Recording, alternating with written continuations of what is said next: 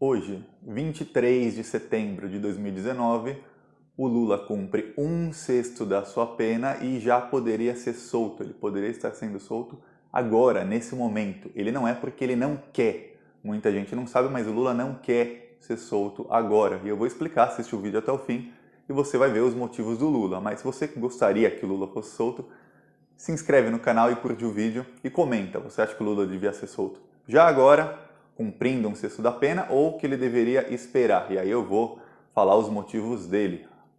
Vamos lá. O Lula, ele não quer ser solto com progressão de regime. Hoje ele cumpre 1/6 da pena e o regime dele poderia progredir para o semiaberto. Como não existe prisões especializadas em regime semiaberto no Brasil, semiaberto é que o cara trabalha de dia e à noite ele vai dormir na prisão. Não tem muitos presídios assim no Brasil, ainda mais um ex-presidente como Lula, uma pessoa tão famosa, seria muito difícil o transporte dele todos os dias da prisão para casa, da casa para a prisão.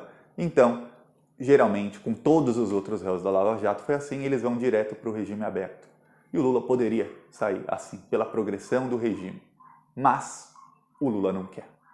O Lula não quer e muita gente pensa, mas mesmo se o Lula quisesse, não iam dar para ele porque não iam soltar o Lula. Calma.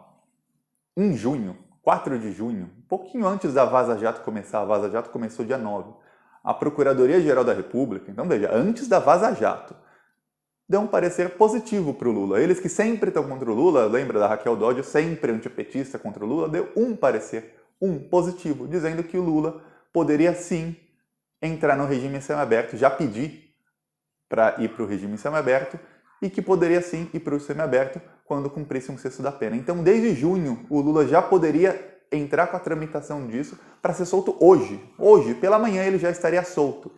Mas o Lula não quis.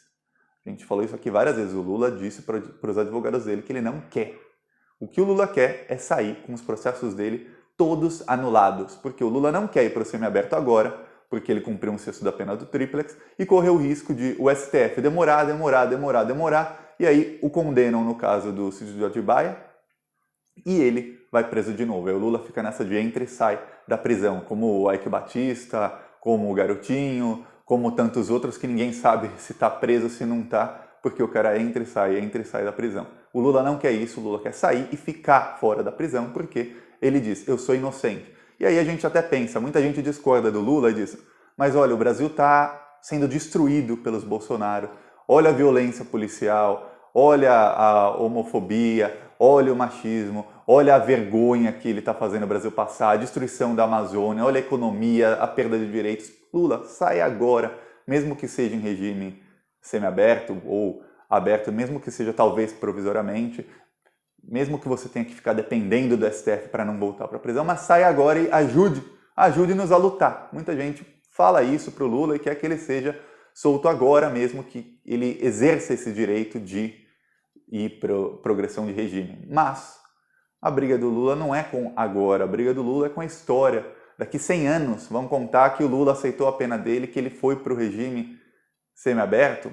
Não, ele quer, daqui 100 anos, quando contar a história, vão falar o Lula era inocente e ele ficou até o fim, ele ficou os dias que ele teve que ficar na cadeia para provar que ele era inocente. E ele falou isso, eu vi a última entrevista dele para a revista Fórum, ele fala com todas as letras, eu tô aqui para provar que eu sou inocente e para provar que o Moro e o Dallagnol são criminosos. Isso é o que ele fala, eu tô aqui por isso, e ele tá ali porque ele quer. A partir de hoje é oficial, o Lula está na prisão porque ele quer. Ele pode sair na hora que ele quiser, é só ele ir para o semiaberto. Ele está na prisão para provar que ele é inocente. E isso eu admiro muito quem ele cerceia a própria liberdade para provar que é inocente, para que não reste dúvida, para que quando ele sair ninguém possa dizer nada.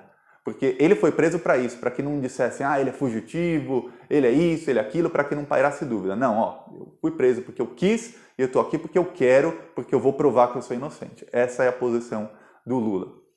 O caso do sítio de Atibaia está parado.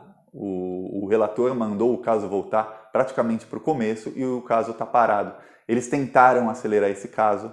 O Gebran Neto, que é aquele que atropelou todos os prazos no caso do triplex para prender o Lula o mais rápido possível, para prender o Lula em abril, para não prender o Lula se o processo do triplex fosse no tempo certo, o Lula estaria solto até hoje porque não teria sido nem julgado. Ele passou o caso na frente de quase 300 outros.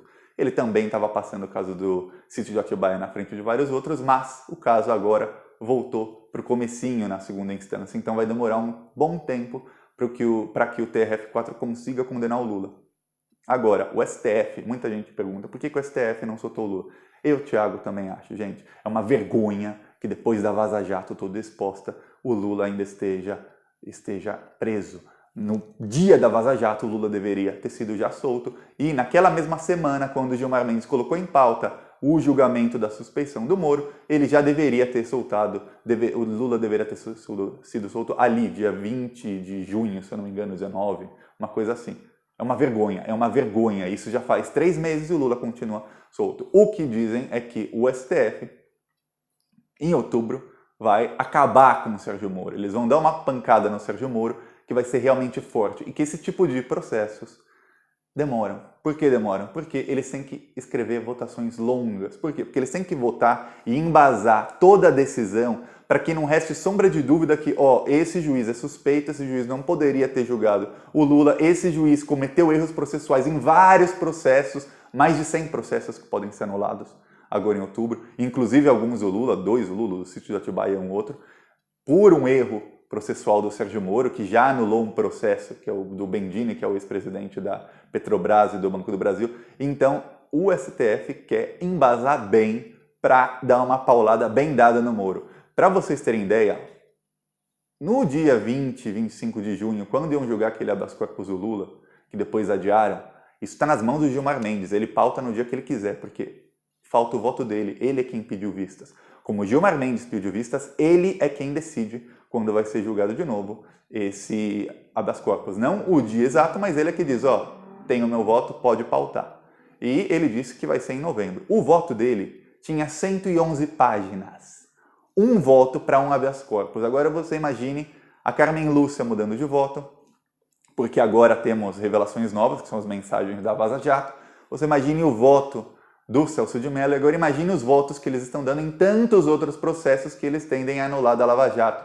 São votos gigantescos, eles estão escrevendo dezenas de milhares de páginas, os assessores, os ministros, eles e tudo, revisando tudo, para que seja bem embasado, para dar uma pancada no Moro, para que quando o Lula seja solto, e o Lula vai ser solto, os processos dele serão anulados e ele vai ser solto sem sombra de dúvida, para que ele não possa ser solto e voltar daqui a pouco para a prisão por alguma coisa que será vergonhosa. Por exemplo, imagina se o STF solta o Lula, declara o Moro suspeito no processo do Triplex, passa 1 ou 2 meses, o STF está analisando outros processos, o TRF4 condena o Lula e o juiz Eco de primeira instância, que também já mostrou que é um capacho do Moro, vai lá e manda prender o Lula de novo, ele volta para a prisão e todo mundo sabe que esse processo está errado.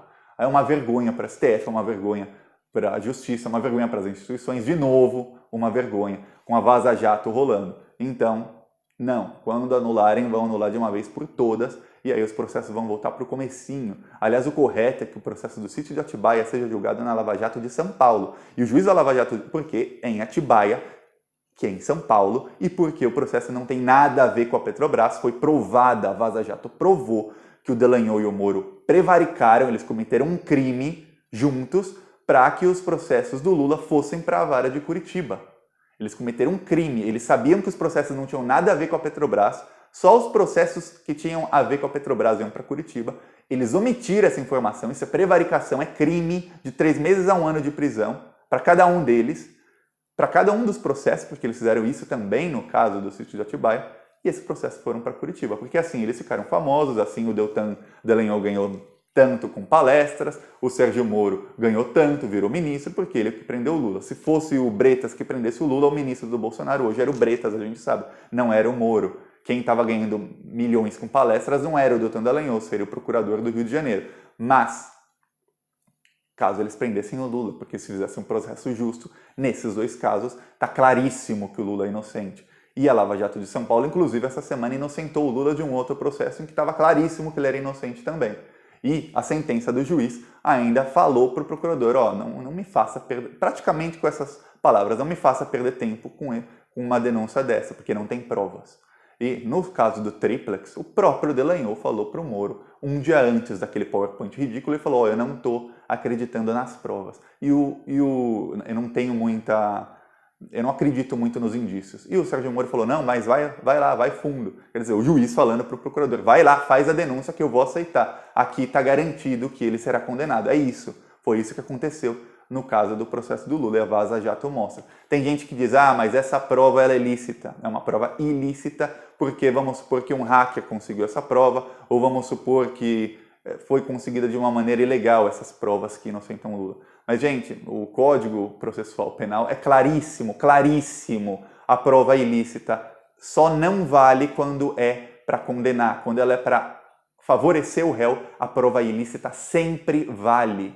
Porque a justiça busca o quê? Que a justiça seja feita. Para não virar uma barbárie, não se pode aceitar em lugar nenhum do mundo provas ilícitas contra o réu. Mas a favor do réu se pode. Então, a prova, sendo lícita ou não, não há discussão no caso do Lula. Pode haver discussão se as provas são lícitas ou não, na hora de condenar o Deltan Dallagnol e o Sérgio Moro por esses crimes. Mas para inocentar o Lula não há discussão. É ilícita, é lícita, é legal, foi um hacker, não foi. Não interessa. As mensagens são reais, os próprios procuradores agora já admitem que as mensagens são reais.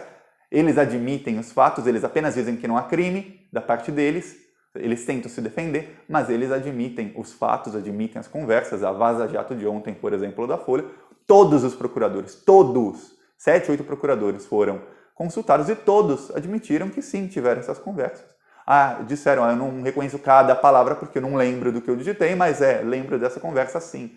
E dizendo, e até explicando o que fizeram e tudo, e por quê. Então, não há discussão sobre isso. Então, a prova sendo legal ou ilegal, lícita ou ilícita, sendo de hacker ou não, o Lula pode usar essa prova a seu favor. E quanto a condenar o Moro e o Dallagnol sobre a prova, se as mensagens forem realmente fruto de um hacker, se não foi, por exemplo, algum assessor que entrou no Telegram e puxou isso, aí não seria ilegal. Mas se foi um hacker, essas mensagens podem ser consideradas ilegais para condenarem o Moro e Deltan Dallagnol no futuro pelos crimes que eles cometeram. Mas, se a partir dessas mensagens conseguirem outras provas, e em vários casos é facílimo provar isso, as mensagens não são mais usadas como provas. As mensagens podem ser postas de lado e a justiça consegue outras provas robustas contra eles. Um caso, a quebra ilegal de sigilo fiscal que o Deltan Dallagnol e um agente da Receita Federal fizeram com 8 seguranças do Lula, com a Marisa Letícia, com o sobrinho do Lula, com pelo menos 14 pessoas. Isso dá pena de 1 a 4 anos de prisão. As mensagens podem ser apenas uma pista para se chegar na prova. Qual é a prova? É checar o sistema da Receita Federal, se aquele funcionário ou algum dos funcionários em volta deles checaram aquelas pessoas naqueles dias ou qualquer outro dia sem autorização. É simples, é fácil e é muito fácil provar. Então aí, mesmo se você não considerar as mensagens como prova, há outras provas. Porque a maneira como você chegou na prova não importa. Há jurisprudência e decisões da Suprema Corte sobre isso. Como chegou na prova, não importa. Você não matou ninguém para chegar nessa prova, está lá, chegando na prova que estaria no sistema, ou depende, cada crime tem provas diferentes, eles podem sim ser condenados. Então a Vaza Jato é um problema real para eles. Por isso que agora, mesmo eles admitindo que as mensagens são reais, eles negam os crimes, porque eles já têm que começar a se defender, porque eles sabem que vão ser julgados lá na frente. E eu digo, pode demorar 1 ano, 2 anos, 3 anos, 10 anos. Eu, Thiago, vou fazer pressão aqui sempre para que, mesmo se os casos deles sejam arquivados, quando a esquerda volte ao poder, nem que eu tenha que xingar todo mundo, desarquivem esses processos e julguem, porque eles cometeram crimes, eles levaram o Brasil a esse caos que está hoje e eles têm que ser presos, porque isso quem comete crime é criminoso, é bandido. O lugar de bandido é na cadeia, enjaulado. Ainda mais bandidos como Sérgio Moro, que fez o que fez, os grampos, os vazamentos seletivos, o grampo ilegal contra o Lula. A única prova ilegal que foi usada contra um réu no Brasil foi aquele grampo ilegal do Sérgio Moro. Foi um grampo obtido depois do horário que poderia ser obtido. Foi um grampo vazado ilegal com uma presidenta da República e que o STF, o Gilmar Mendes, usou para não deixar o Lula ser ministro. A única vez que uma prova ilegal foi usada contra o réu. É isso, é só isso. De fato, de resto, nunca, não se pode. Agora, vamos pressionar para que o STF julgue o mais rápido possível, porque realmente está demorando e perde a credibilidade. Gostou do vídeo? Curte, compartilha, se inscreve no canal e vamos aqui pedir Lula livre juntos. Falou!